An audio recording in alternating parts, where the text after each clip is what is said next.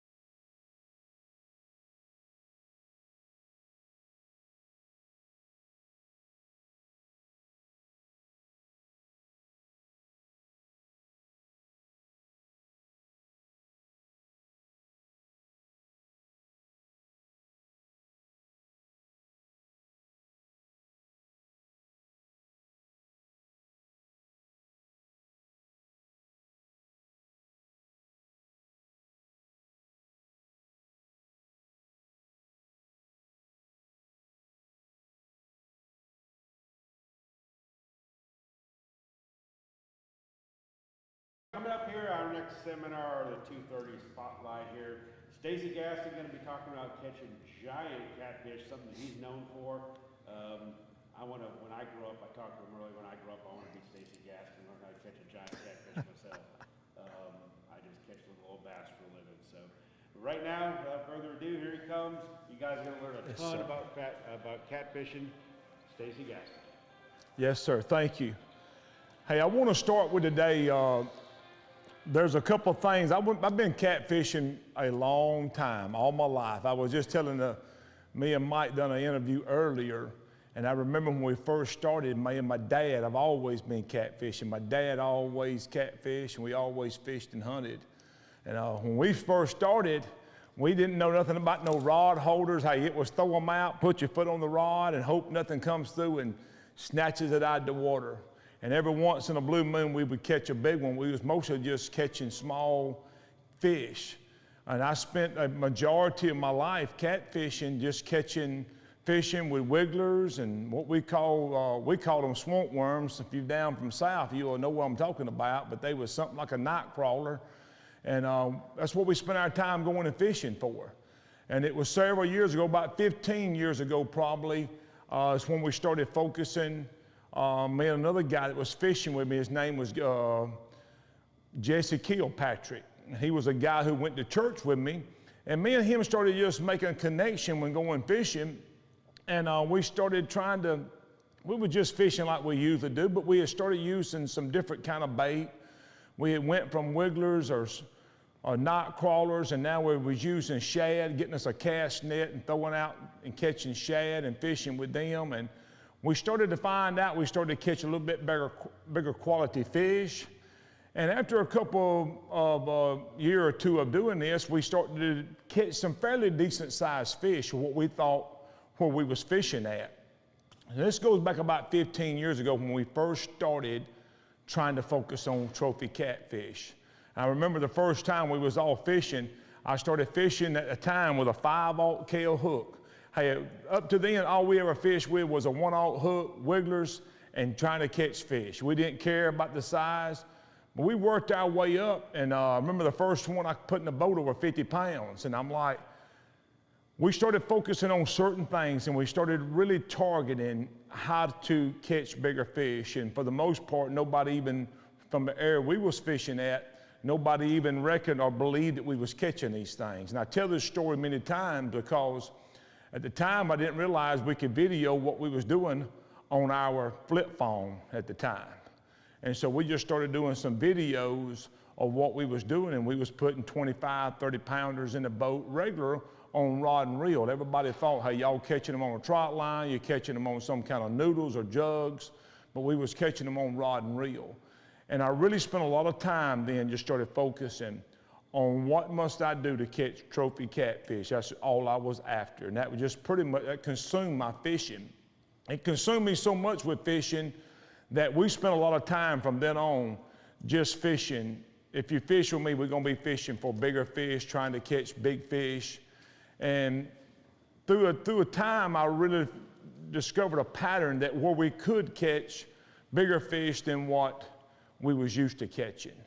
And I'm gonna share this with the guys that's tuned in with us, that's watching, because I believe it's a pattern that you can get on. And I'm not saying it is a fix-all pattern. I'm saying if you do this and stick to a couple basic things, whether you got electronics in your boat or whatever you're doing, it's going to produce bigger fish. And there's two things that I am really, really big on. And one of them is structure, and one of them is ledges. I tell people all the time, a guy just had messaged me I think it was last year, had never caught a fish, I want to think over 15 pounds. He's got a boat fishing a river. He calls me, he talks to me fishing the river where he's at. And he says, I can't seem to catch no big fish at all. And I asked him, I said, what are you doing? I says, let me tell you what to start trying. He was dragging baits a little bit, just getting familiar with it. I said, let me tell you this. I think if you'll stick to this, you're going to catch some bigger fish. I said, move out from where you're fishing and move out to the ledge. I said, if you have any kind of map or something, if you don't have a map on your electronics, the least you can be able to do is start to idle out from the bank and find where that depth starts to drop off and where it hits the bottom and sort of plateaus down there. If it goes from 20 foot to 40 foot, get right there on that ledge and try to drag baits going up that ledge. I said, just stick with that ledge. And it wasn't very much longer. He messaged me a picture. He says, you're not going to believe this. I just caught one 40 pounds. Next day or two, I caught 130. And that all it was changing really the location of where he was at. And the reason that was just some old techniques I had learned from some older fishermen that was way ahead of me. I mean, this man was my daddy's age, but he was catching some trophy fish, and I got to watch what he was doing. And I was always go anchor or tie up, and man, we was fishing right on the bank. And not that right on the bank is not a good time, not a good place, because it can be, I believe, at a certain time. But we fished right beside the bank, and we was catching. I'd go by and watch Jimmy Peave, and he's catching way bigger fish than we are, and he's a quarter way out in the river. He's out there. And so I didn't know what he was doing. I just started anchoring way out there. I had no clue. And so I just started moving my boat, and I'm like, we're going to start fishing further out in the river.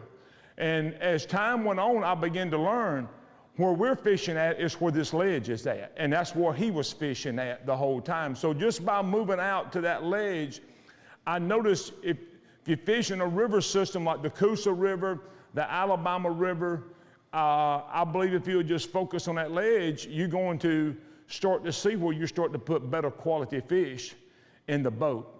Now, the time has went by over the last 15 years, and I've changed my techniques a lot from what we used to do. And I still love to anchor fish. That's one of my favorite things to do. I love to anchor. I also, what they call drag baits. If anybody's not familiar with this, I'll give a brief little detail about how we drag baits, but I also either walking baits or bumping baits. Use a couple of different techniques according to what the water allows me to do. And we're just talking to a guy this past week, and we was talking a little bit about fishing. And one of the things that I've discovered, and there's a couple of guys in here today that does a lot of tournament fishing, is, man, do what the fish offer you. You know, hey, what is the fish? What are they doing? And maybe not necessarily get hung up on one certain thing, but let the fish sort of determine where you fish at. And just go with that flow right there. Now, what I meant by earlier by dragging baits is a process of covering a lot of ground. We're going to be covering a lot of territory. Some of you may be familiar, maybe not with necessarily the term dragging baits, but if you've dealt around a crappie fisherman, they do what they call spider rigging. Well, dragging baits is similar to that technique, but we're catfishing. I remember I was one of the first guys in South Alabama that ever drug baits, and I'm dragging right up the Alabama River. I've got 6 poles in the water. I got plenty of boards out, and a guy stops me one day. He says, "What are you fishing for?" He said, "Are you fishing for crappie out here in the middle of the river?" I said, "No, sir, I'm catfishing." And I reached in the live well. I said, "You want to see what I've caught today?" And I went to pulling some out of there that I've caught. He says, "My Lord, how do you do this?" And I said, "I'm dragging these baits up the river. I'm moving. I'm not sitting still. I'm covering ground." And there's a rig or two that I have that we can put on here, that we put a piece of dragging weight on that's sort of designed that it's able to just go over humps and logs and stuff, rocks like that. We put a leader line on, and I have one up here that if you're not familiar with this, I'll show you afterwards the way that it's set up. And I put a float on the end of it that it picks my bait up off my hook up off the bottom, so it's not just dragging on the bottom. And so I'm able to take my trolling motor and set my GPS and move at a certain speed, and I just cover ground. And I just cover a lot of territory. And doing this, hey, you just easing along, and as you bring that bait by that fish, especially if them fish are scattered about, we're going to be able to put this bait in front of a lot more fish than we would have if we was just sitting still. So there's a couple of techniques. That's one of them. And that's why if you hear any catfisherman that's talking, especially if you go around some of the big catfish tournaments and deal with these guys that's in here right now, these are tournament catfishermen. They are familiar with this, and it is a good way to put a lot of fish in the boat. The next technique I use, and which is probably something that just goes all the way back to my childhood, is I love to anchor fish. And anchor fishing is something probably everybody's familiar with it. They call it tight lining. You're going anchoring down and you're just fishing. Now, I don't like to just call it, hey, we're anchored and just fishing. We want to fish a certain spot. We're trying to target a certain area. I'm going to use this terminology because you can probably relate to it. My daddy's old-fashioned. I'm telling you, he's old-fashioned. And you go to look at my boat, I got a graph on my boat, looks like a small TV. And I got another one over there, and I'm showing my daddy what all it does. And he'll say, son, ain't that cheating? I'm like, Dad, were you allowed to use this? And I says, what I do now is when we're anchor fishing, not just pulling up, throwing an anchor and throwing out, but we're targeting a certain area. And when you get into it, it took me a little bit of time to understand this, to learn it, because there's a lot more to running a graph than buying it from the store, putting it on your boat, and saying, hey, I can go catch a fish now. Well, the hardest thing is learning how to run that thing. I mean, it's got so much, it can be really intimidating when you go to a Helix or Solix, Humminbird Helix or Solix or Garmin or Lowrance, and you get up here and get one of them high dollar units, there's a lot of things on this system that it will do. I had one on my boat for years. And when I pulled up to the boat ramp, I had everything else that would make me look like a professional fisherman, but I didn't have a clue how to use it. Hey, if you see me, hey, he looks like he's a guy who knows what he's doing. I knew how to turn it on. And that was about it. And I sit down several years ago, and I spent a lot of time, because I'm going to tell you one of the things that we got in our hands today that we did not have, that our forefathers did not have, or our granddaddies did not have. We got something called YouTube.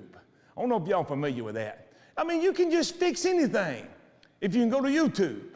And we sitting around the house and we go to working on something, I'm like, go YouTube it.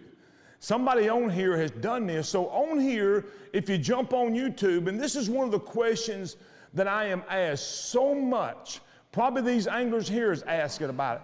What about my graph? How do I do this? How do I set this? And I will tell you this, I can sit down and show you some of the key things to go through, but for you to learn for you to be effective at running your unit, you're gonna have to learn how to run it yourself. You need to be able to go in, put up the settings, change the settings, be able to go here and there. I would spend, when I come home in the afternoon, I got a little bit of free time. You see everybody is always on their phone doing stuff. I was always on mine. What are you doing? I'm watching a YouTube video on how to run this Helix 15 that I got. I would just spend hours.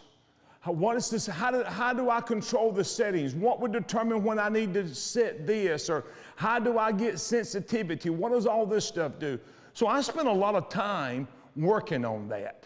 And I learned how to use my graph to a certain extent. I still probably no means by the best at it, but I've learned a lot of stuff that has been very, very great to me in helping me able to produce catfish.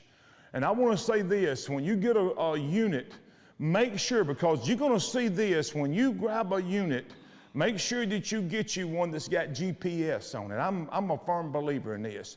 You can take everything in my boat off, but if I do not have GPS on my boat, and if I do not have the maps on my boat, especially when I'm on a new lake. Now, if you put me on the lake that I fish all my life, you can take everything off of my boat. I am not going to need it. I know where the honey holes is at. I fished this lake for the last 40 years. I know where to go to.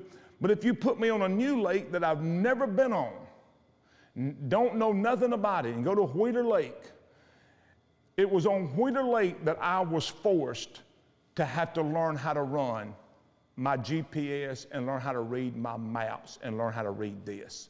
Because now we're on a lake that is 2 miles wide. Anybody ever seen Wheeler? 2 miles wide.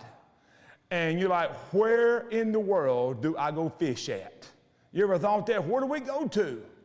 And it was on there, my first trip to Wheeler, probably 10 years ago, or it might not even been that long, about 7, that I figured out then, I've got to go use this graph. I've got to learn how to use these maps. Where's the river channel at? Well, my map showed me where this river channel is at. Where are the ledges at? My map shows me where these river ledges are at. Where's this creek that comes in way over there? Where does it come to?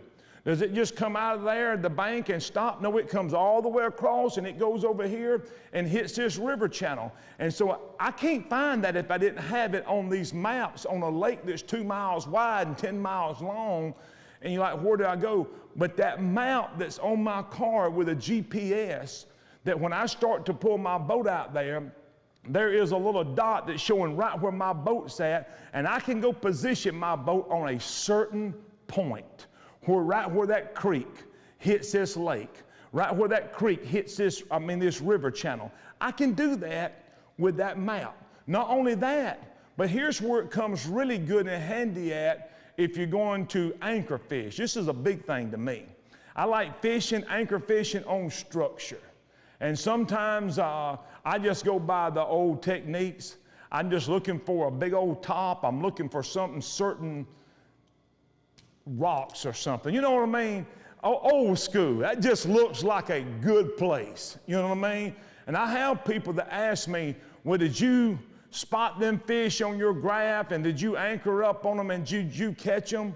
And at times I do. At times I'm like, I didn't even look for a fish. When I seen this top and I seen them rocks, I just knew that there's supposed to be a fish in this area right here.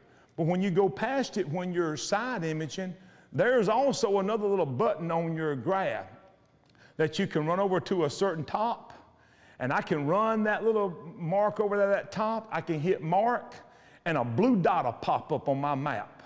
That blue dot pops up right where that top's at. Now guess what I can do now? I can pull my boat around, and it'll tell me my boat is 130 foot from that blue dot. Where's that blue dot at? On that top where I want to fish at. Y'all with me on this? I pull forward with my partner. I'll pull forward about 150 foot. I tell Joey, I said, throw the anchor out. And I go to backing up. And when I get to about 120, 130 foot, I'm like, lock it down. I said, 120 foot right behind us is where that top's at. I said, we fixing to throw some baits right in there. If you really want to get technical with it, you can get you a rod and reel, a reel that's got a line counter on it, zero it out, throw it in, 100, 135 foot, lock it down, and says, I don't know how close I am, but I should be really close to right where that top's at. Some people call that, hey, that's precision anchoring, you know what I mean? That now that I know that once I seen that top, and if I did see some fish in it, I'm not just randomly had thrown my bait 50 foot over them, or I'm still 100 foot in front of them. No, I know that I'm 130 foot from that top, and I had just thrown some baits right there at 125, 130 foot. So we got baits that's really, really close to him. I'm gonna tell you, it changes your confidence. That when you have rolled by and you have spotted a big top and know there's some fish in it, and knowing that, hey, I've got a bait as closest from me to you to him. You know what I mean? I'm sitting there. I'm like, hey, we're gonna give them 20 minutes. And if that, we're waiting for the rod tip to go over, because I'm like, we got baits close to the vicinity of where this fish is at. And so that's one of the techniques that we use. By using these techniques, it has proved to be very efficient at putting big fish in the boat, just time and time again. I'm going to share something else. One more thing, and I'm going to open it up for some questions if you have any. One of the key things, and I believe it's a key factor when you're going to catch trophy catfish, and I say trophy catfish, I'm talking about 25, 30 pounds plus. I know there's some people, hey, if they catch a 20 pounder, hey, a lot of people never caught 120 pounds. I've carried people fish on me, and they say, Stacy, we've never caught anything over 15. I'm like, I can't promise you today that we're gonna do that, But if we have a pretty good day, we're going to put one in the boat over 15 to 20 pounds. We're going to catch something in 25, 30 pound range. That's what I'm after. One of the key things to this, and I'm telling you, you cannot overlook and you cannot bypass this. And this is going to be the bait that you use. Now, I'm not telling you that you can't go down to your local store and walk in there and say, hey, I want a box of red worms and I'm fixing to go down the river and I'm going after a 100-pounder. I'm not saying, hey, you may go out there and you may throw it in there because you see it on the newspaper all the time. Somebody sitting on the bank fishing on a cane pole just caught 150 pounds using red worms. But they didn't tell you he had been fishing there for 50 years prior to that. And it's just a rarity. Do you see where I'm coming from? I'm not saying that you can't. But if you want to be consistent, go with some different bait. And I'm a firm believer in three things, and three or four things. Brim. In the state of Alabama, you can fish with brim as long as you catch them. You can fish with them. I like to fish with them live. And I'm going to say this right here to you. Guys, I'm just going to give you an idea. Y'all see that hook? That is a 10-aught mad catter. And I seen a guy one time, I had my rods in my boat, and he says, you must be after a big fish. I said, I'm going with expectation of catching a big fish. Me and my wife was fishing a couple of years ago, and my mama-in-law calls and says, have y'all caught anything? And my wife says, we ain't caught but one or two today. And my mama-in-law said, well, maybe y'all will catch some little ones.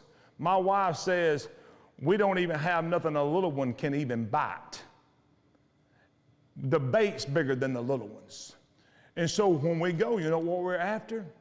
We're after a big fish.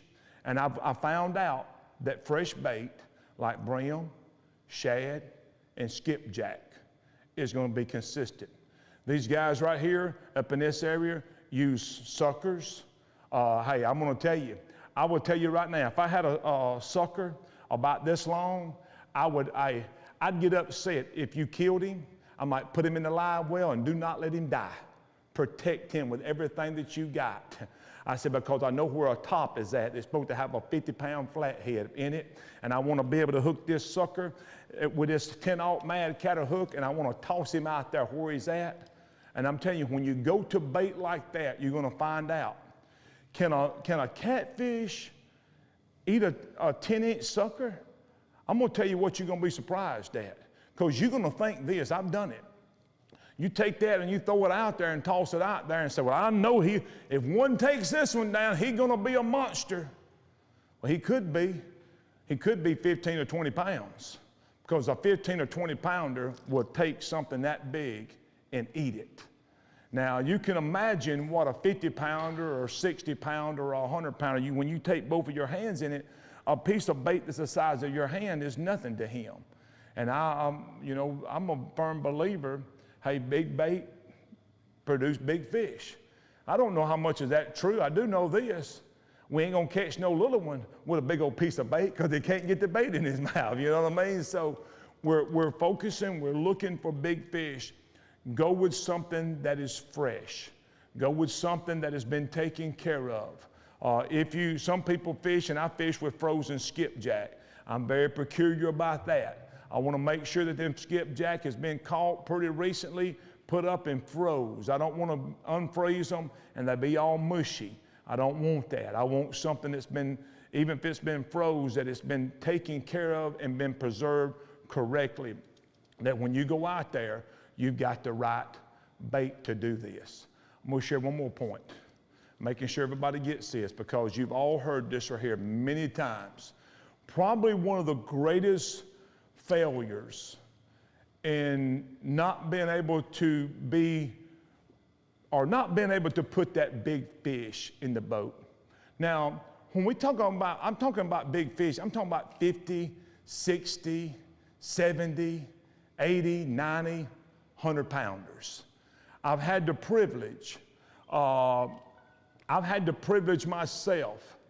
I've caught the three biggest fish that I've ever caught was a 89, a 99, and a 103. The guy that fishes with me, we caught a 99 and a 91 back to back one night. I've caught several in the 60-pound range, 70-pound range, 80-pound range. How does all this happen? How does this do? Sticking to certain principles, which I believe in. And the number one thing, you remember the number two thing was debate, okay? I'm gonna share the number one thing, because you can all control this, and sometimes we just do not do this. That is being prepared to catch a big one. How many times have you been down at the boat ramp, or you go to the bait shop? You know what the story of our life is? I lost the big one. You hear it all the time, don't you? I'm telling you, we can go out here. There's a lot of fishermen here today, and I'm going to tell you this right here. We can go out here in this venue, and we won't be stopped 5 minutes. All of us can just go gather up and go to telling fish stories, and there's going to be somebody that comes up within the first 5 minutes, and probably the majority will be us. Let me tell you about the one I almost had in the boat. Let me tell you about the one I almost caught. Let me tell you about the one that broke my line. We had a monster on, and what happened? He broke the line, he got off, something happened that we could not put this fish in the boat. Now I'm going to tell you a story. And my goal is to catch another 100-pounder. Aaron, my goal is to catch another 100-pounder. I don't know how long it'll take me, but that's my goal. And so the last thing that I need to happen, because it would make me sick. And y'all fish a lot. How many of y'all hunt? You know what makes you sick? It's when you miss the buck of a lifetime and you have the fish of a lifetime that close. And something that you could have prevented happens, fails. I remember 3 or 4 years ago, we was out fishing. And I had fished all day, and we had caught some big fish that day. And one of the things I'm gonna have a habit of doing is taking my hand, running up that line just like that, and taking it and running up there just like that. You know what I'm doing? I'm making sure there ain't no frays or no stuff where that line's been around rocks. You can feel it, you know what I mean? You can feel it. And after you catch, if you ever catch a fish that's over 30 pounds, or if you catch a fish that weighs 20 pounds, just take your hands and stick in his mouth. And I'm gonna tell you, they will skin it up. You got me? So it's rough, like 80 grit sandpaper. And a lot of people will tell you, hey, I caught a big fish today and he broke my line. I had this guy I was acquainted with. Every time I talked to him, every trip he ever went out on, Aaron always come back. I said, what happened? Had a fish break my line. Go out the next trip. Man, what happened? Man, Stacy, I hung into a big one, had a fish break my line. I said, there ain't no way. There is no possible way. Now, I'm not trying to be arrogant or sound arrogant, okay? There's no possible way that you constantly have this fish to break your line. There's no way. So you're doing something wrong. I tell people, you know what I fish with? That's 40-pound mono. I've landed 103, a 99, a 89, and numerous in-betweens. 40-pound mono. You know what's from this leader to that hook? 100-pound. Can y'all see the difference? And some people ask me why. Because this right here is a piece that's going to take the most beating. Do y'all see where I'm coming from? And I use a certain type of hook. I use a really, really big hook. Y'all see that? Do you see my thumb? How it goes down between the point and that shank? You see how it fits in there? There's a big gap there, ain't it? There's a reason I use a hook with a big gap like that. Some people never consider this, never think about it. But I think this is important because I won't not use a hook if I cannot put my thumb down through there. You know the reason why? If you ever grab a hold to a fish that's over 50 pounds, I call it the lips of a fish. You know what I mean? That pad, they thicker than your thumb. Y'all got me? This hook cannot go around that pad and get hooked behind it, because if I can hook that fish behind that lip, that big thick pad that's about 1 inch wide, he's not going anywhere. But if I hook him in the edge of his lip, what my daddy used to call him, says, son, you got him hair lipped. Y'all ever heard that? And if you get a 80-pounder on and you got him hair lipped, he's putting a lot of pressure on that little piece of skin that's holding that. Does that make sense? And when he goes to double it down, the hook has a possibility to just pull out, to break through that skin and pull out. But if I've got it hooked behind that lip, he can do all he wants to do. He ain't pulling that hook out. Because I got about 1 inch inside of his lip or inside of his jaw where there's a lot of meat there that he has to pull through to be able to pull that hook out of his mouth. One other thing to take in consideration, we're talking about trophy catfish, okay? This is a hybrid hook. Some people use a circle hook. Then one of the things, hey, everybody to their own. I'm not telling you what to use. What may be used that you've been using is good for you. But you would never see me use another J hook. I never use one for one simple thing. That J hook, this hook here is designed, you know where it's designed to catch him at? Right in the lip, right in there, right in the jaw. That's where it's designed at. It's gonna come through his mouth, it's gonna get to the lip, bam, I got him. If I use a J hook, it can hang down in the throat. Y'all see where I'm coming from?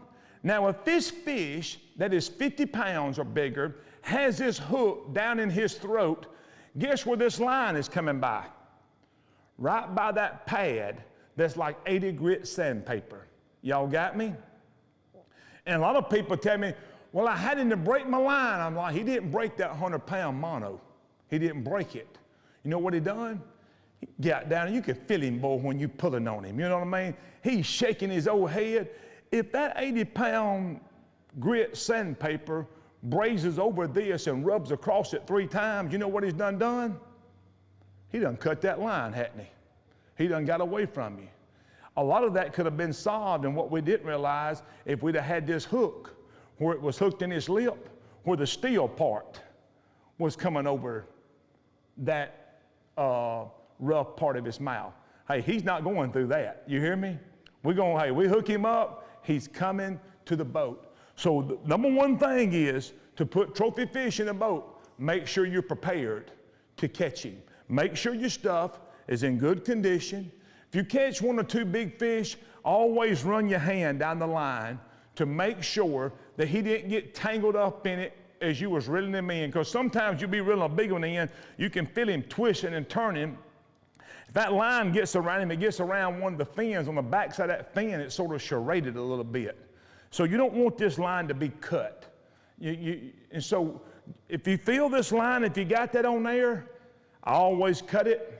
Hey, let's reline it. Let's tie another leader on there, because the last thing I want to do is hang into a fish of a lifetime, and I didn't double check my stuff to make sure I was prepared to catch that big fish. And I'm going to tell you, you can use these techniques. Start to get out here. If you never catfished before, fish ledges, fish structure, have good bait, and be patient and be consistent at it. If you'll use them techniques, I'm telling you, and stick with it, you're going to catch bigger fish than what you've been catching. Anybody got any questions? Ask me something, Bobby. Is your biggest catfish anything going to be in the current all the time, or you find them in backwater? So I'm fixing to answer this question, and I may go around the world to answer it, okay?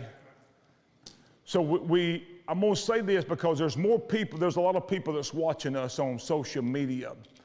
So you stop at the bait store, and when you stop there, people ask me, say, where are you going? I said, I'm going catfishing. Well, you go down to that old 100-foot hole down there behind the dam, and that's where they at. They always got to go to that old deep hole, you know what I mean? I'm going to answer 2 or 3 questions with this. Every fish that I've caught that's been over 90 pounds is come up under, I know for a fact, under 20 foot of water. And and a lot of people fish current, and you can. I fish current, but I also fish still water. And them fish, you can catch them fish in both places. So to answer that question, yeah, current is good. And sometimes they there. But also, don't overlook the backwater where there is no current. Don't overlook these things. Them fish can be there too. A lot of people never catch them there. You talk to these guys, you see that guy standing by that wall right there? He catches them in less than 5 foot of water all the time. Backwater. You know why most people don't catch them there? Because everybody's always telling you, you got to go down that deep hole down there behind the dam. Do you see where I'm coming from? And so, or you got to fish in current. You got to be, I grew up with this. And this is go back to old school. I grew up, if they were not moving water, we didn't fish. That's what my daddy was. Well, hey, you can't catch no fish if the water ain't moving. And the system where we fished on was controlled by the Corps of Engineers, and they would turn the generators on, man, water get to moving. They cut them off for 12 hours, water wasn't moving. And we had the number to the dam. Hey, it's going to control where we go fishing or not. And so if they moving water, we're going to fish. If it's not moving water, we ain't going to go fishing. And that's the way we fished for years. And I fish now, whether they're moving water or whether they're not. The conditions, the conditions that present to you is very, very critical and just determining, hey, what we're going to do. So don't overlook, just because there's no water moving, oh, the fish ain't gonna bite. No, they're gonna bite. I'm gonna share this because one of the things amongst the tournament anglers, fish bite every day. I want you to remember this, and I'm fixing to prove this to you. Fish bite every day. Just the other day we was fishing, and we was fishing the Cat Masters here on Gunnersville, here at Decatur. There's 100 fishermen there. In this tournament, the Cat Masters, hey, some of the best fishermen in the nation gonna be there. When I put my boat in the water that morning, I can go ahead and tell you, somebody is gonna catch fish today. Somebody is gonna catch them. And I learned this because we would come back to the boat ramp sometimes.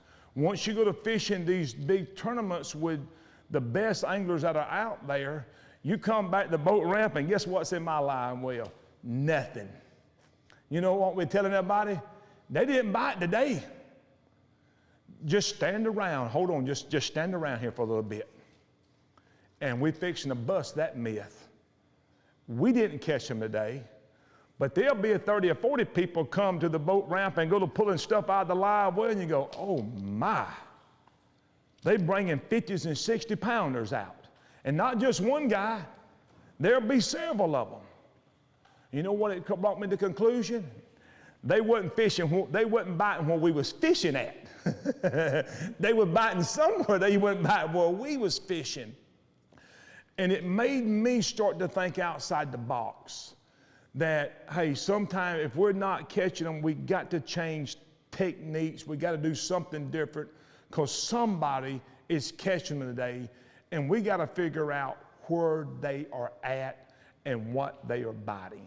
You know what I mean? What presentation to put to them. And I will tell you this, at the end of the day, I've worked really, really hard. I've worked my butt off out there. You know, I'm like, man, we need to catch 3 fish that's going to be 100 pounds. We need to catch 3 fish that's going to total 100 pounds. That's going to get us in the money. And I'm fishing hard all day, and I go to the scale, and I'm like, what you got? I'm like, I got 3 fish, and all of them together won't weigh 20 pounds. Some days it's just like that for me, you know what I mean?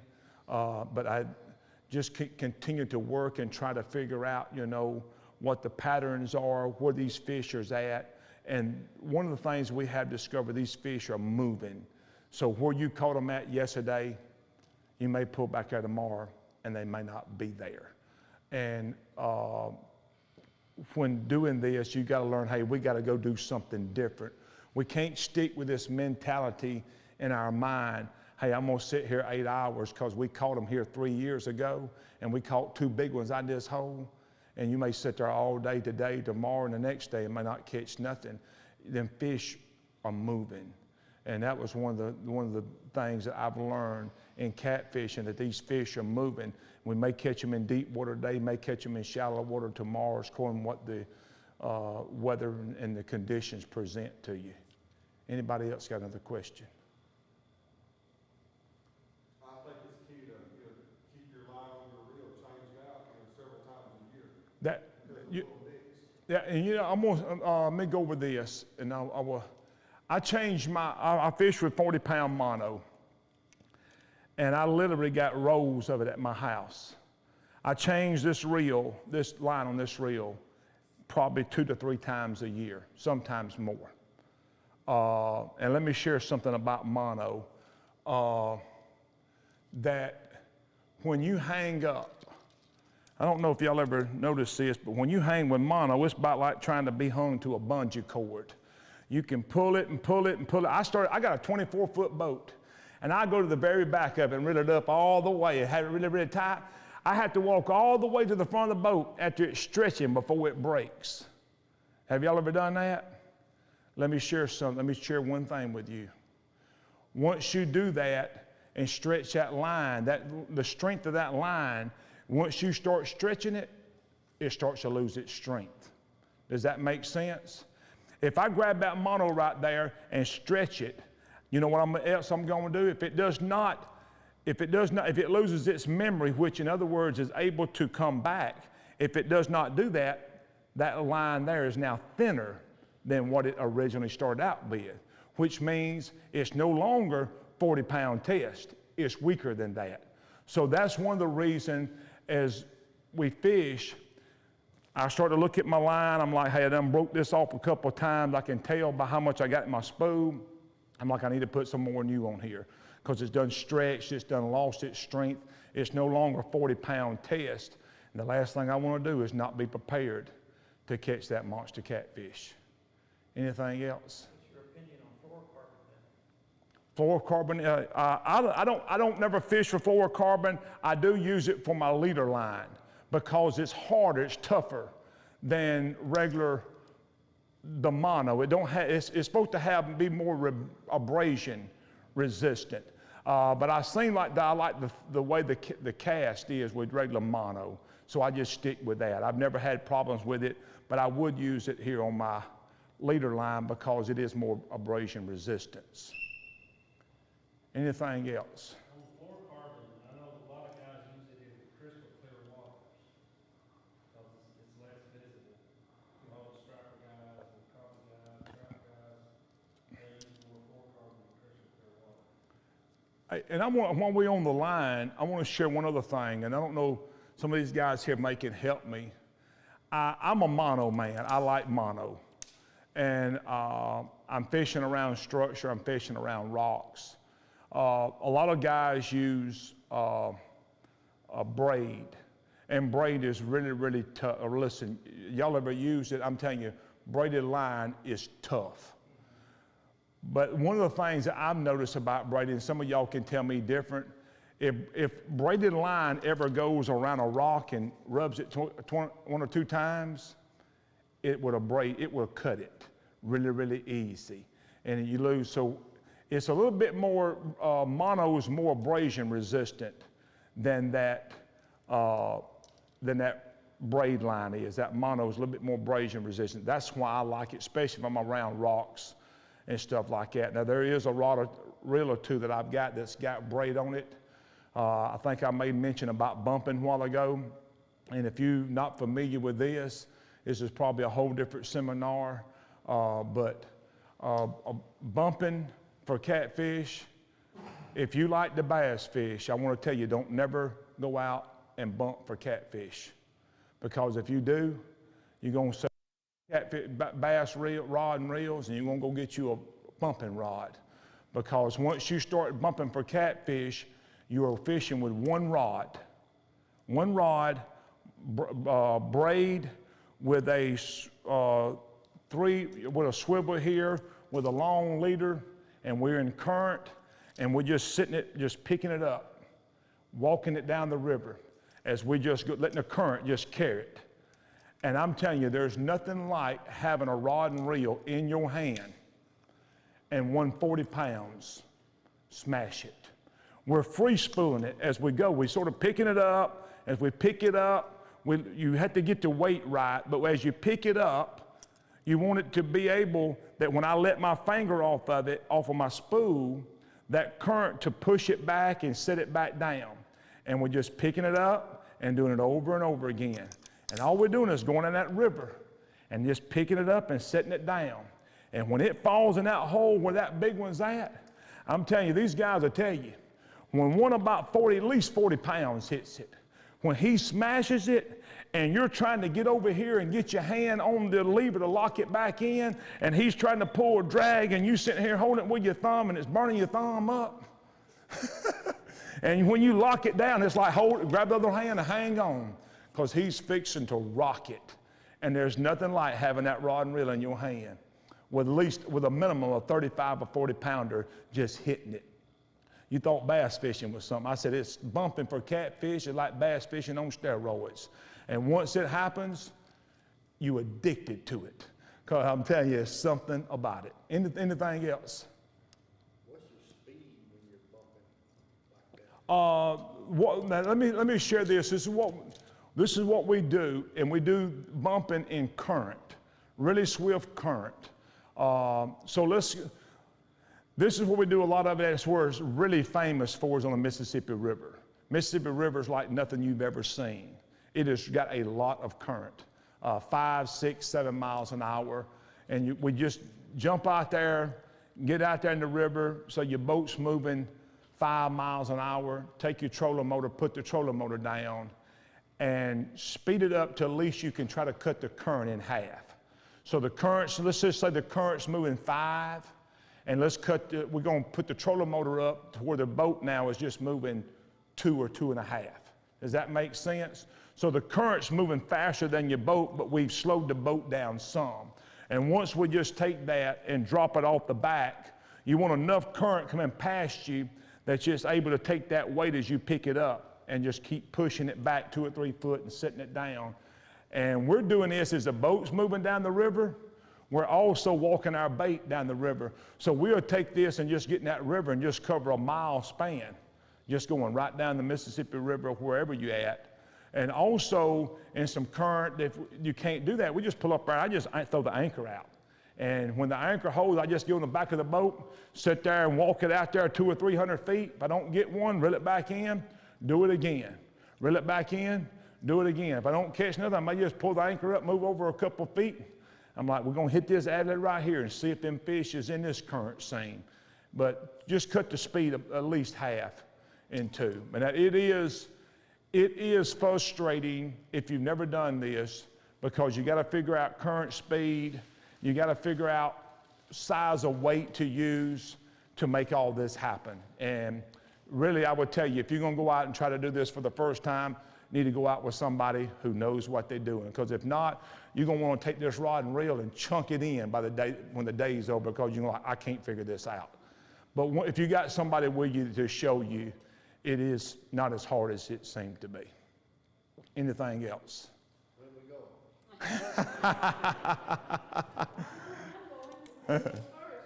go. Anything else? I'm going to close out here then. Hey, thank y'all. Tomorrow, me and Aaron Churchwell, this guy that's sitting right here by the wall, we're going to be back in here tomorrow.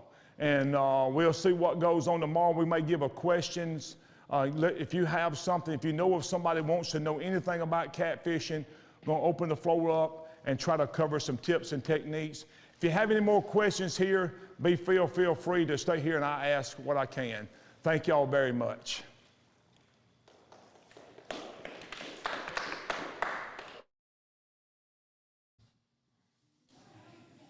All right, guys. Thanks for joining us. I'm going to leave the feed on Let me swap on. Hey, there we go.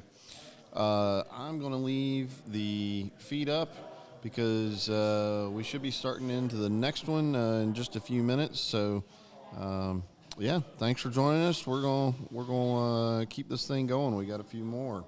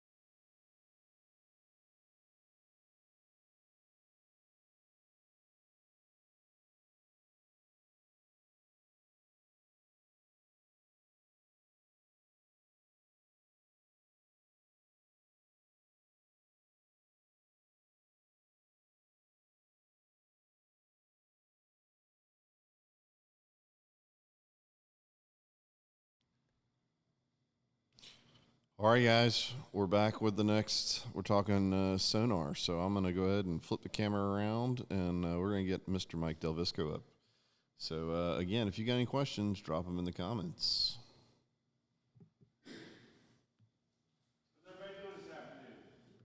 Good, good, good. Nice to be here in Alabama, the first Alabama Fishing Expo. It's nice. I actually work for the show people as well. I do a lot of their media. If you watched any of our Facebook Live stuff, I host that, host the outdoor showcase. But I'm also a professional bass fisherman. I've been one for about 40 years now. And I can remember back when I first started fishing and what we had for equipment, what we had for technology back then, which wasn't a lot.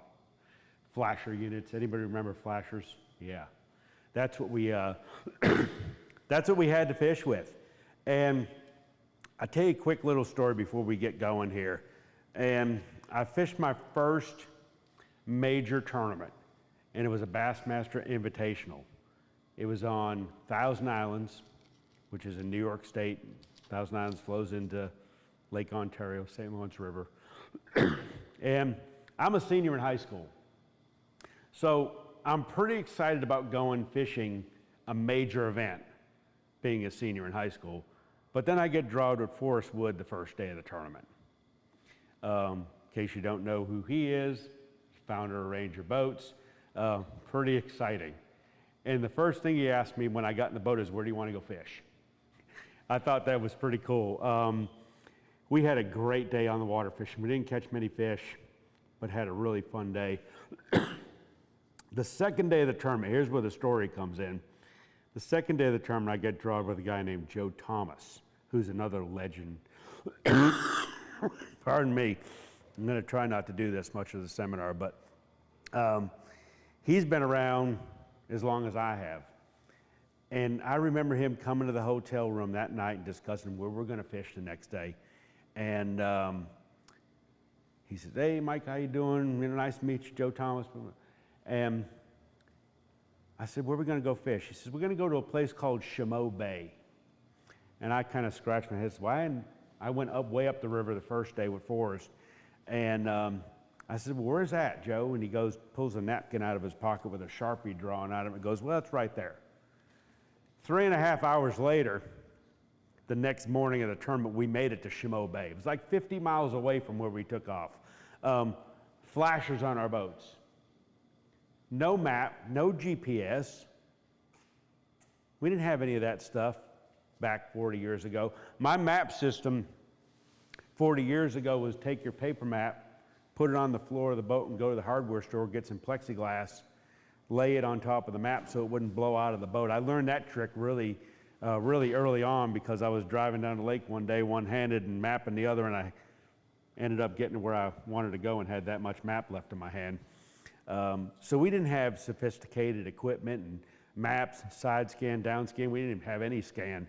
We were lucky to have flashers or maybe an LCD unit, or when we really started to get technological, we had one of those things, a chart recorder. I remember those pretty well. They wasn't very practical for bass fishermen. It was about that big. You didn't have anywhere to put it. Pretty complicated to hook it all up, and then there was a lot of parts in it that could go flying when you were driving down the lake. Now, fast forward now, some 40 odd years, and look at what we've got. We've got sophisticated maps, we've got side scan, we've got down scan, if I can figure out how to work my DVD player. We've got live sonar. Anybody fishing with the new live stuff?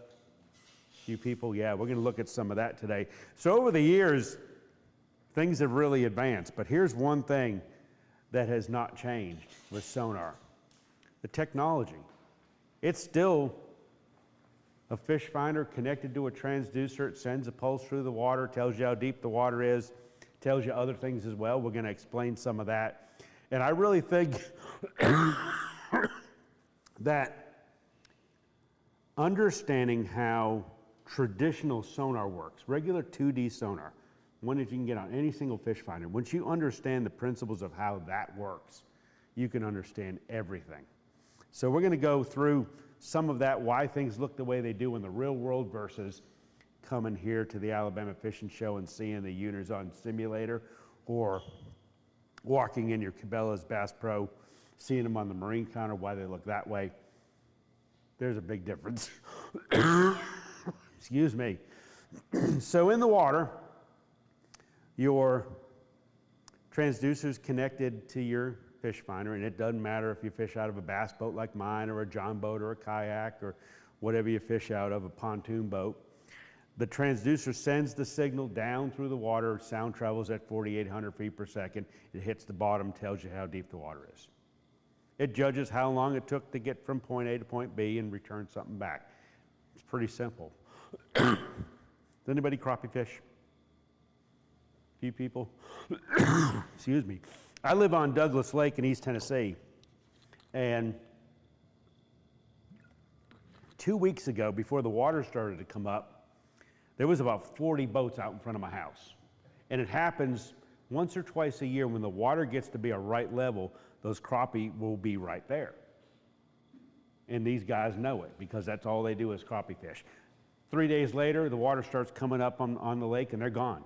They're off to another place. So whatever fish you're fishing for likes a certain depth. Seasonally, all throughout the year, different fish species like different depths. But some of the things that I really want to look for in sonar is I want to tell the difference between bottom content. Soft bottom, hard bottom, brush piles, rocks, gravel, all this different things that fish relate to. And we'll look at that here in a second. So when you go to your fish finder screen on 2D sonar and you look at your menu, you might see different frequencies, 200 kilohertz, 83 kilohertz, or maybe even 50. Not many of the units that you buy for freshwater use have that 50 kilohertz setting anymore. More than likely it'll be 200 or 83. Or it might even be 200, 83, 50, and then high, medium, and low chirp. And all chirp frequency does when you select it is it varies these particular frequencies up and down. So 200 kilohertz is equivalent to high chirp, 83 is medium, and 50 is low. And what that does is give you a better picture, and it has better target separation. And if you've ever fished here in Alabama in the evenings when there's shad are up on top of the water and they're all dimpling around, there's tons of bait fish, maybe you go to Gunnersville or out here in Neely or wherever you fish, and you want to find the bigger fish in the bait, that's when you really sometimes need your chirp frequencies. It separates them, target separation, or when they get really tight to the bottom, chirp frequencies help a little bit. 99% of the time when I'm fishing, I want either 200 or high chirp, one of those two. There is, you'll see at the end here, a time when 83 helps me do things a little bit, but 200 or high chirp is what I want. And this is the reason why I want it. Sonar's in a cone. And the deeper you go, the more stuff you look at on the bottom. So if we take 30 foot of water, for example, because it makes the math a lot easier. In 30 foot of water, the circle all the way on the bottom is about 10 feet. It's a little bit less than that. So if I'm driving around and I see something on my fish finder screen, the minute I see it over here on the right side of the screen, it's pretty much right in a boat, under the boat in 30 foot, or it's in a, could be a few feet that way, a few feet to the left, a few feet to the right. It's pretty much there. If you think about the math, and you're not in 30 foot and you're in 15 foot, now that circle's not 10 anymore, it's half of that, which is 5 feet. So it's relative to how deep the bottom is. When I go to the higher frequency, the lower frequency, I should say, sorry, it more than doubles what that cone is. So I want truer accuracy of what I'm looking for as opposed to seeing more stuff. And this has a bearing on a lot of different things, how your fish look, how they appear on the screen, trying to find objects again after you've driven over them once and turning back around. I like that higher 200 kilohertz frequency for having pinpoint accuracy.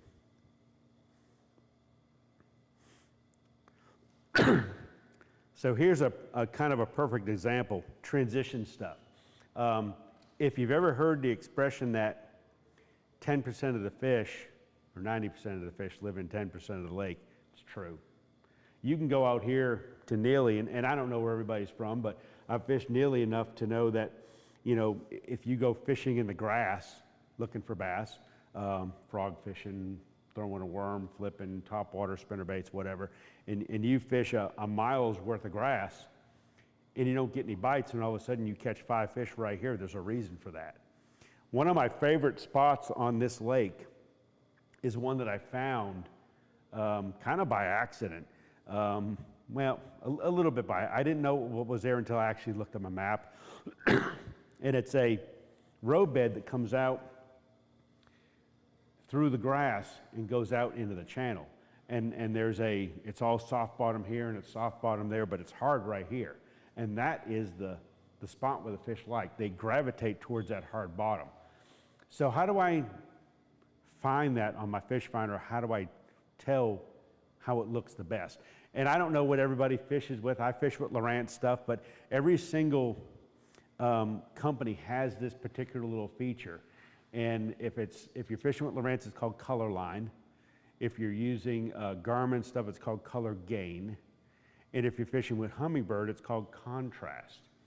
And what I'm trying to do is I'm trying to contrast this, and this is the palette that I like the best for being able to tell hard and soft bottom. It's the yellow to red.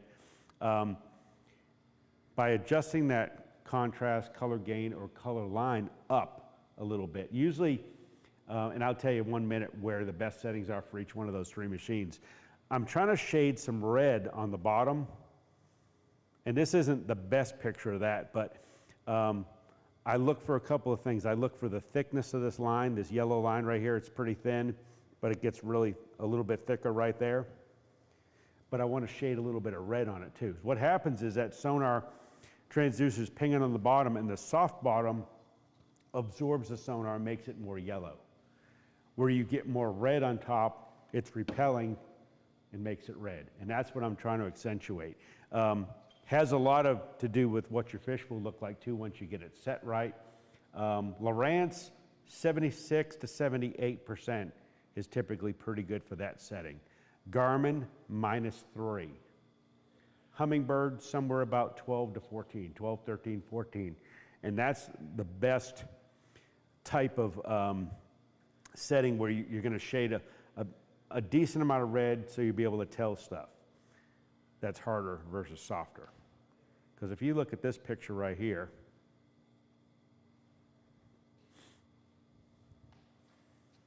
see this red zone right here? That's a harder bottom on that drop than this is right here.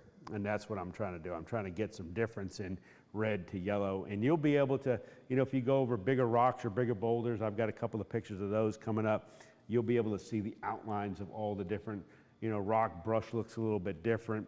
We'll look at that as well, but it has a bearing on what your fish look like. Now this is a simulator picture from a unit. It's been in this presentation for probably 20 years. And I put it in there for a reason. Number one, and I'll tell you, I've only had one person raise their hand in all the years I've done this seminar. I ask if anybody fishes, goes out and turns their fish finder on and sees that many fish when they're fishing. I had a guy actually raise his hand a couple of years ago at a show in Indianapolis. Pardon me. And I said, well, I want to go fish with you tomorrow. Of course, he didn't take me. But this is a simulator picture designed to show what fish might look like, fish arches. You notice that some are smaller, some are bigger, some have more red in them than these. That's what that color line adjustment does too. So if you're fishing for bass like I am, I wouldn't assume that these are bass. There's too much red, the arches are too big. I would assume that stuff more like this looks like a bass, a smaller arch. You're not going to see 100 bass on your screen all with big giant arches. If anybody catfishes, Stacy Gaston and I were talking about this earlier when I had him on live, and Catfish look very distinctive, especially the ones that he likes to catch, which are like 100 pounds. He eats the fish, his catfish eat the fish that I catch. So one thing about a catfish, if you think about it, is that its head is going to be hard, like a big rock. So you're going to get more red on one side and less red on the other if you're looking for catfish. Crappie have a real distinctive look in the water. They're going to be blotchy red marks. That's how they look. They stack in the water column and they look blotchy. We'll see a picture of that. But this is not the real world. A lot of times, what happens when fish arch, they arch for one of two reasons. Number one, if you're driving your boat and you're idling down the bank, you move, the boat moves, the transducer moves, the transducer drives over the fish arches. How it works. Doesn't matter if it's a hummingbird, a garmin, or a Lowrance. Doesn't matter if it was 100 years ago when I fished my first tournament or now. That's how it works. And those are actually those are real fish arches. They're probably carp. You know, they're real wide, they're real thick, they're big arches. Those are not bass. But if I drive over the fish, I'm making it arch on the screen. Or I have to sit still and let the fish swim through my transducer. It's the only two ways it's going to happen. A lot of times what things look like is that. Anybody see that when they're out there fishing? I get more people that shake their head, yes, I see stuff all over the screen, I don't know what it is. They're fish too. These are actually white bass or stripes. They're swimming through the water column. If I see this going on, they're actively feeding through the column. And it's not very deep. It's only, 20 foot deep, so I'm not looking at much space. They're in a small condensed area and they're swimming through the water column. But look at some of this red in here as well. Some of those red marks are bigger fish because I've got that separation with the color line. That's why that's a really important setting to make.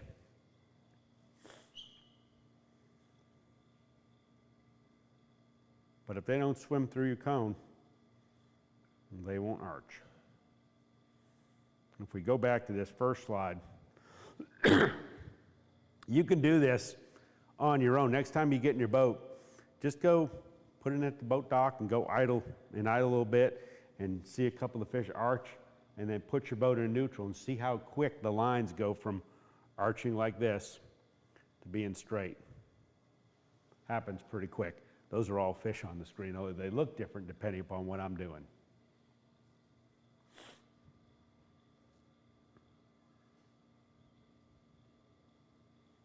Couple little settings you can make. I don't adjust many things. If anybody's fishing out of an aluminum boat, pontoon boat or john boat, little aluminum, you want to adjust a couple of things to get your transducer to be a little bit more clearer in its noise rejection and surface clarity. Sometimes aluminum boats, because those transducers are mounted externally, they get a little bit more noise from your motor and wave slapping and just stuff going on in the environment. I generally set mine, because my transducers are inside the boat, at low. But you may want to go up to medium if you're getting a little bit more noise. I typically don't go higher than medium because you start to lose some of your fish echoes and stuff like that. So I'll try to avoid putting it on high, but medium on both of those should be fine. The other time when I do adjust something is when I don't have good separation quality between bottom structure and fish. And this is typically what's called sensitivity. You can adjust up or down to get a better picture. And the reason that I want separation is I want to be able to tell the bottom, I want to be able to tell the structure, and I want to be able to tell the fish. I want separation between all three of those things, which I've got right here. This is Kentucky Lake. It's a pretty long, shallow, well, not horribly shallow, but 20-foot flat that drops off into the river channel right there. You notice the hard bottom right there where it turned red, went from yellow to red. That's the hard bottom. I've got some fish here on this screen. Some of them arch, Some of them are just blips, depending upon where I was, if I was idling or not. Got some more fish right here, but then I've got an object there, one there, one there, and one there. And how do I tell the difference between this stuff? Well, I know it's not all rock, because if it was rock, I'd have red here as well, but I don't. I've got separation. So there's a brush pile, another one right here, and then this structure is a concrete foundation, almost like an old bridge abutment or something like that, on the edge of the river channel before it drops off into about 60 foot of water. Now I can tell by looking at this picture the fish that I want to target to try to catch. I don't care too much about the ones that are over here because they're probably not feeding. If you think about any type of fish, a crappie, a catfish, a striper, a bass, they will ambush their prey by being around cover. They all do it. It's the more efficient way to feed. So I'm going to pay more attention to these fish right here that are around the brush. Now I know they're all in about the 10-foot zone, so that eliminates a lot of different baits that I would throw. Texas rigworms, drop shot if you could get it down to the bottom, a football jig, a Carolina rig. I don't want to fish down here. I want to fish up there. Spinner baits, lipless baits, swim baits, top waters if it's warm enough, you can get them to come up top, just by knowing where those fish are. But how do I know or tell the difference between all three of these brush piles?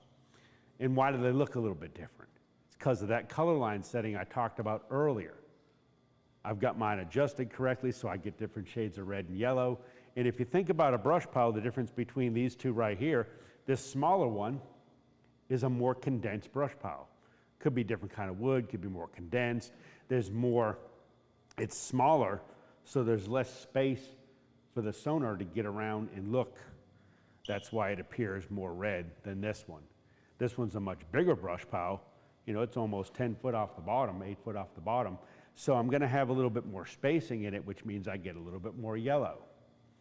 Same thing with this one right here. And sometimes you'd even see, if you get a good enough picture, you could actually see fish in and around the brush on your 2D. A little bit harder to do that. It's a little easier to do that with down scan, because the side down scan, the frequency is much higher and you get much more brilliant pictures. But back when this picture was taken, we didn't have down scan at all. This object right here, being the foundation or that bridge abutment, is all red. So it's really hard. And you see a little bit of red right here on the bottom too. Hard structure. But just having everything set right. Sensitivity, here's when I adjust this. If I drove over this picture and everything kind of blends in, and this water is 20 foot, I typically want to adjust my sensitivity up a little bit until I start to get good separation. Just the opposite in shallow water, 15 foot and less, you want to decrease your sensitivity. Perfect example is going to Lake Gunnersville, where that grass grows out. You know, you got those big flats and it grows out and along the river channels in summertime, and you're idling along there and you're trying to get, you're trying to go find some fish. And perfect example of that 90% of fish, if you've ever gone fishing there, you know you don't go, everything looks like it should have a fish, but it doesn't. And in the summertime, you'll have big groups of fish that'll be in certain little areas. And there's reason for that, that they'll be attracted to a lot of times on these channel drops where there's a hard bottom, shell bed, a little bit of rock, a little bit of gravel. It's all kind of muddy and soft here, but then there's some hard stuff there, and there's grass growing everywhere. And those fish will be related right to where that harder bottom is. That's how to find it, how to tell the difference. I want some separation so I can tell what the bottom looks like as well as the cover and the fish.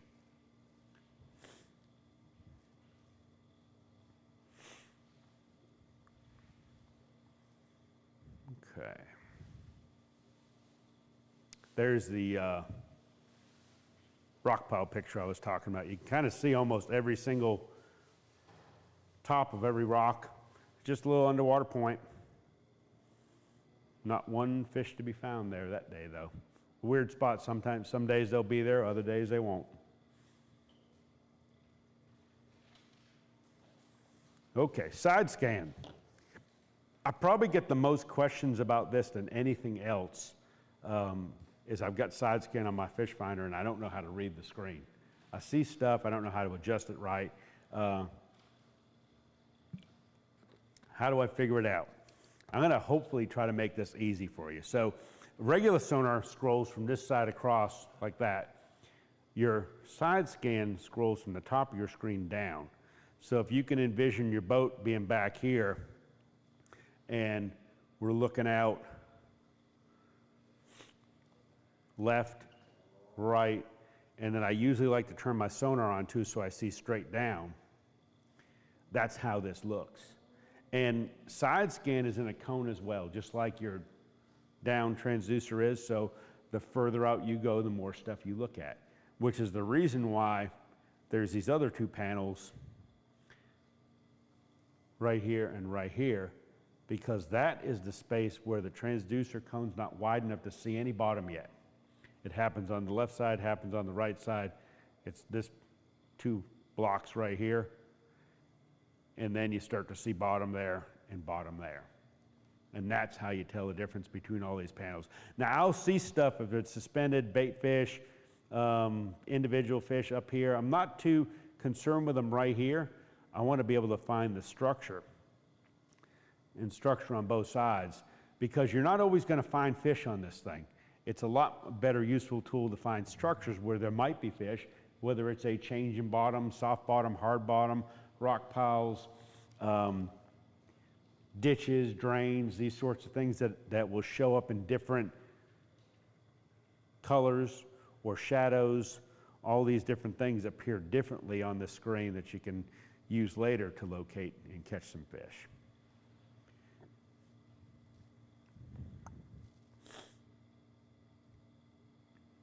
Back to that screen. That's the palette. It comes pretty standard with. All three manufacturers come standard with that ugly brown palette.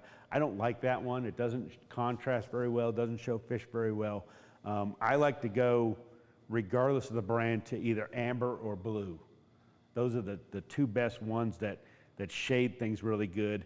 In Lowrance, it's number 10 and number 9. I forget the other ones, but they've all got an amber palette and they all have a blue palette. And what I'm looking for, and fish do not arch on your side scan like they do on your regular traditional sonar. So they're going to be a dot or a blip on the screen. The brighter the return, the bigger the fish. Sometimes the thicker the fish too, the bigger the return. The length too I'm looking for. If we got any people that fish for stripers, sometimes they'll be a lot longer lines. Catfish will be kind of bowed a little bit and a little bit longer. Bass may look something like that. Just a little, almost like a little grain of rice. Crappie will be like little blotchy marks, you know, more of them. And you'll get used to looking at it, but pardon me. There's a couple of little adjustments that make this a whole lot easier to be able to figure out where things are and what they are too. There's the blue one. The fish here are blue, are white, and on the amber screen they're going to be yellow, just so you know. Range is the first thing.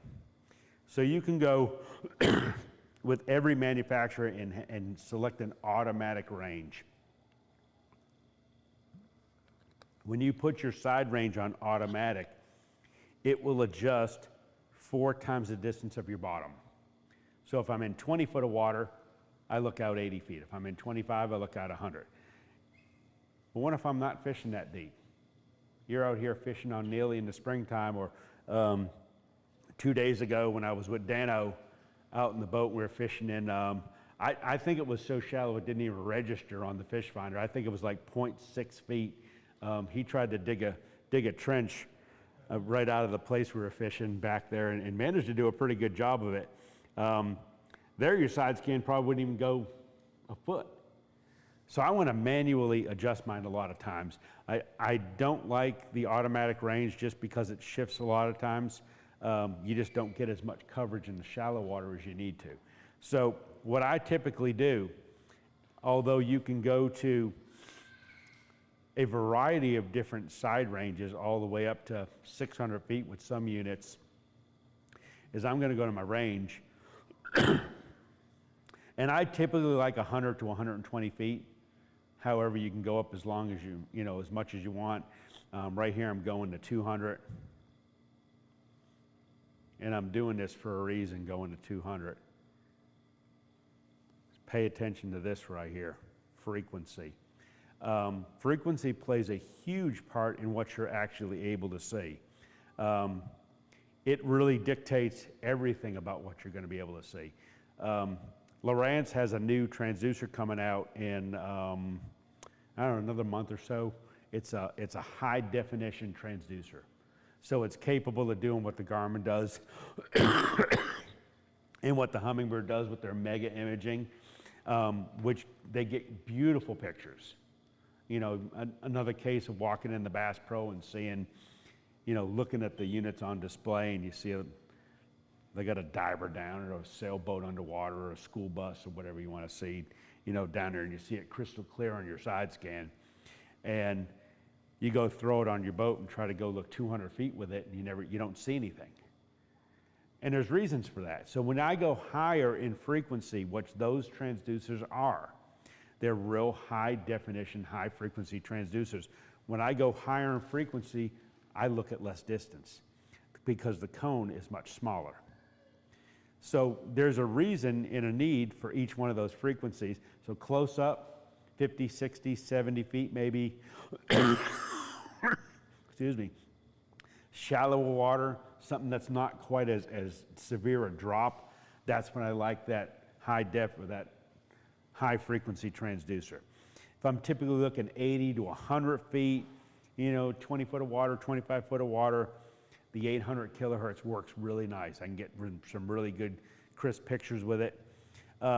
There's times though when I want 455.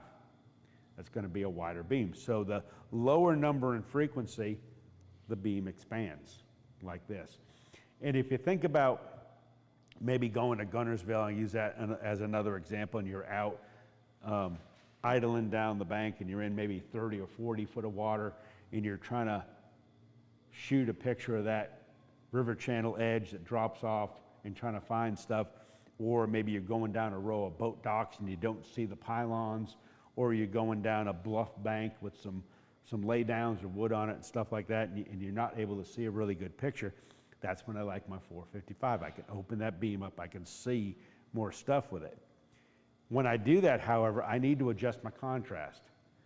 The higher the frequency, the higher the contrast you want to go, or gain. I think Garmin calls theirs gain. Ours is called contrast as well, and Humminbird's is called contrast.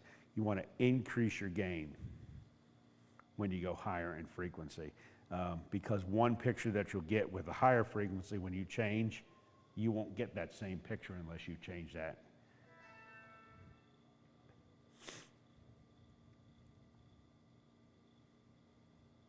So here's a little bit of live stuff, which is pretty cool. How am I doing for time anyway? Pretty good? I don't have. Okay, cool. I had to be able to get done with it.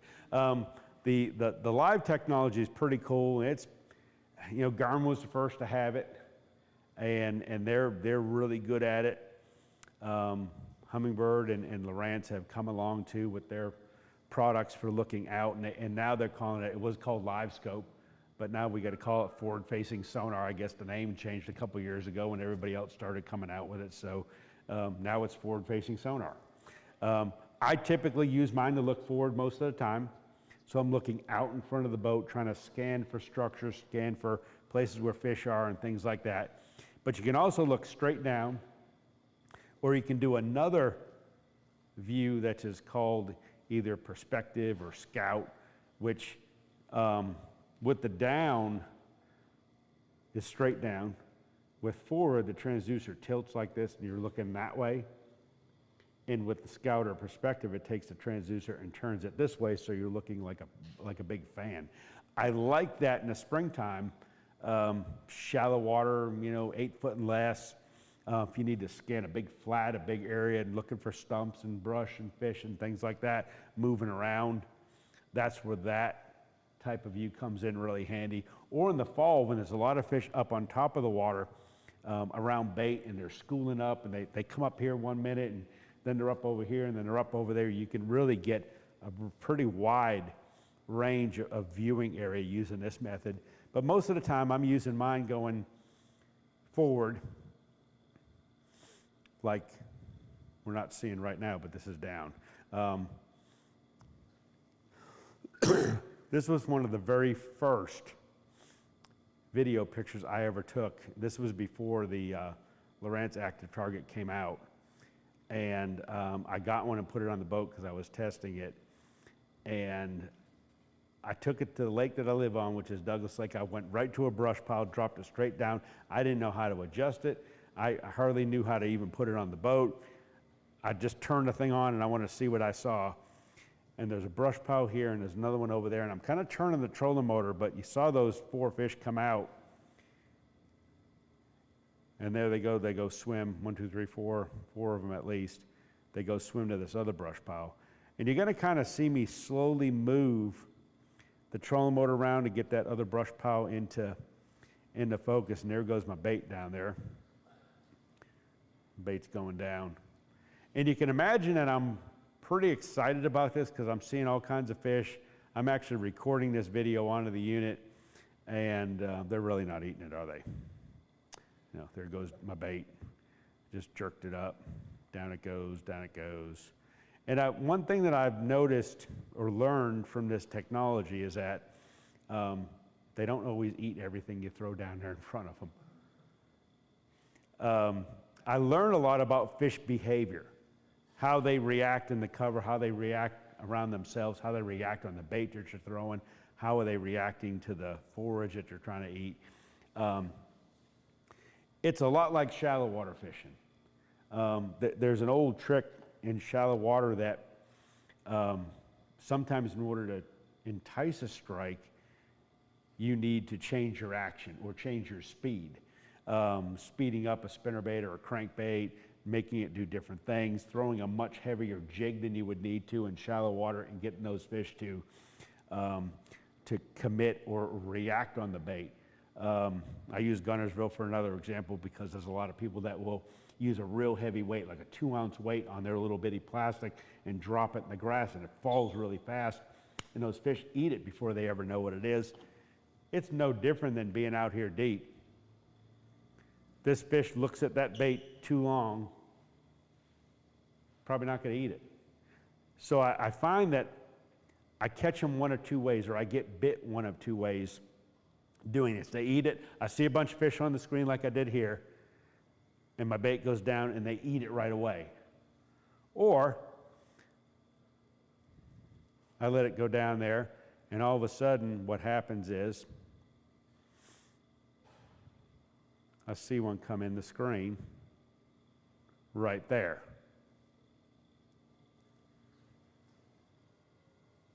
One thing to realize about this technology is it's not in a cone like regular sonar is. You're looking at a really small area. So if I'm looking straight down, I'm not looking at much. Forward is the same way. You're taking that same transducer, you're pointing it forward. So I'm not looking at much this way, but I'm looking at a bunch that way. I find that the ones that come in to the view will try to eat my bait. And sometimes you pull it right out of their mouth and they go swim away. That happens too. I was pretty excited that I actually saw one trying to eat my bait and I pulled it right out of his mouth. But that'll happen too.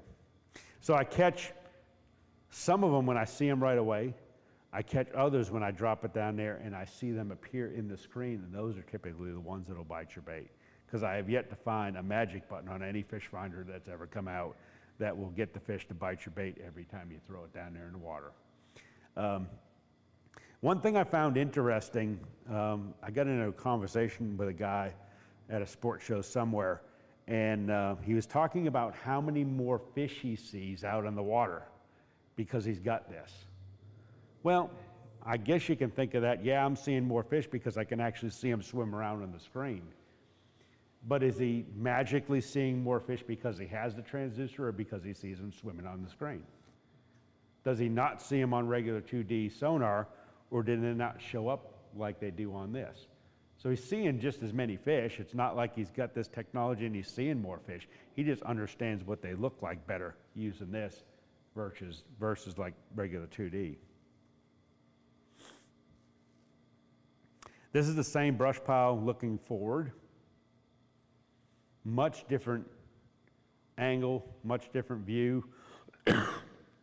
You'll see the brush come into angle a little bit, but it doesn't look quite the same.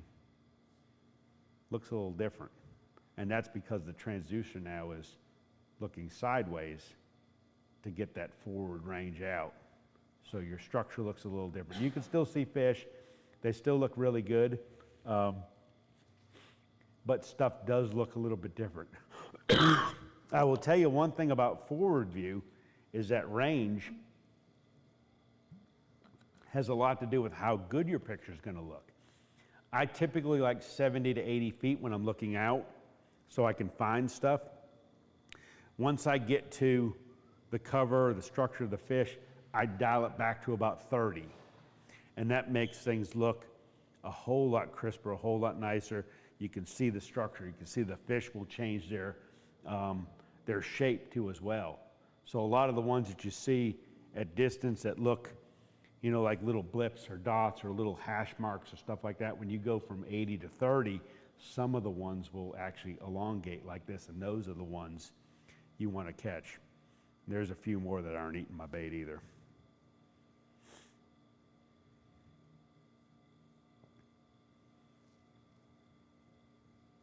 Forward, perspective, or scout. So what if you wanted to try to do this without having a live transducer? Because not everybody's got $3 to go drop on a live transducer and go see their fish. Here's the one time I change frequency. Couple different ways.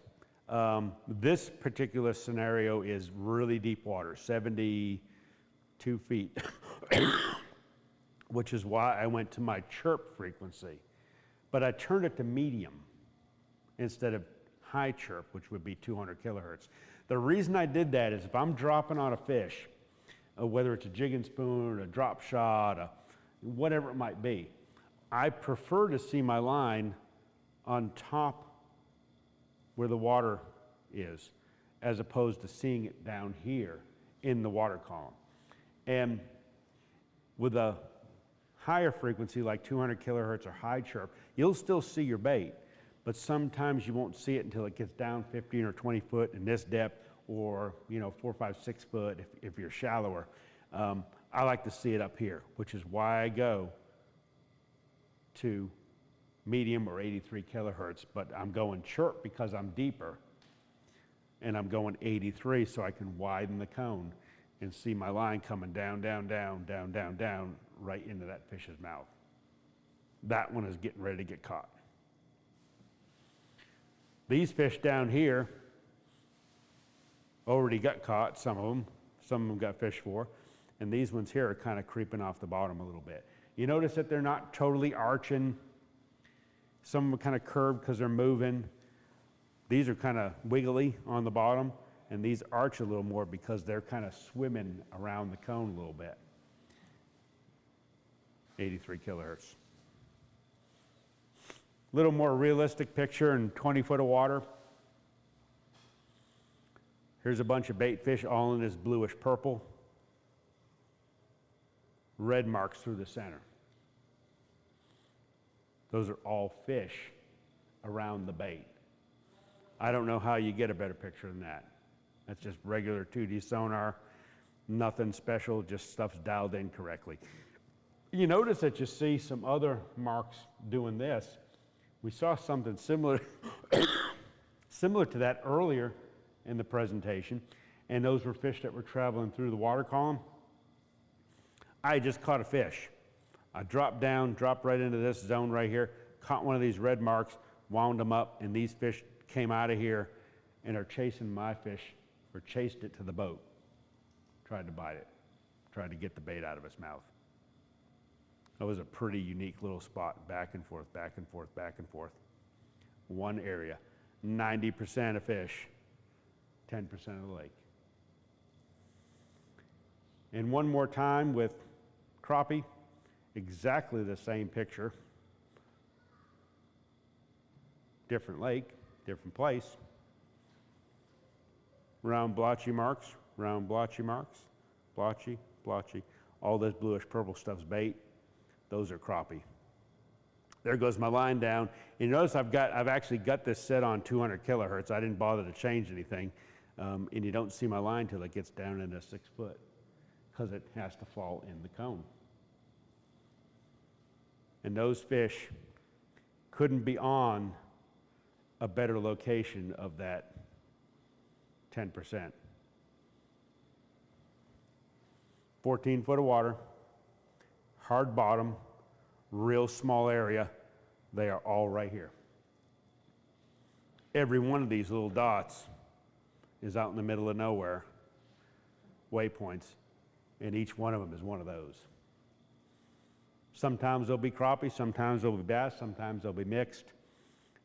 Just depends upon the day, but that's exactly what crappie look like on your screen.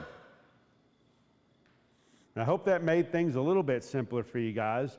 I had just started in the last couple of weeks, revamped my website. The original company that hosted it decided they weren't going to host websites anymore, so I had to figure out another method for doing this. And I have launched my site about a week ago, and we're going to start doing some webinars probably every couple of months. All going to be sonar-based stuff. We're probably going to take some stuff to the water, and where I live right on the lake, and show you guys what happens real time. Going to do some classroom stuff too. Going to have some online courses. Got some other digital products on there, and then we have a little Sonar community where you can come in and ask questions and get some answers on stuff. If you guys want one of those cards, that'll get you to the site. Come up here and grab one. If not, have an excellent year fishing out there. I know you guys live in probably right up there with my top 3 states to come bass fish or come anywhere, and just I love it here in Alabama. Pleasure to be here. Enjoy the rest of the show.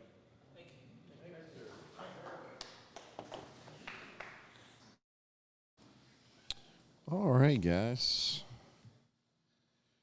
I'm going to end this broadcast, and then we'll jump on with another one here in just a few minutes for the next seminar. Should be starting in about 10 minutes or so. So thanks for joining us. Hope you're getting something out of it. I know I'm learning a thing or two. Apparently, Mike Del Visco does know a pretty good amount about the sonar. I thought that was pretty good, especially for novices like me. So, guys, we'll see you back here in just a few minutes.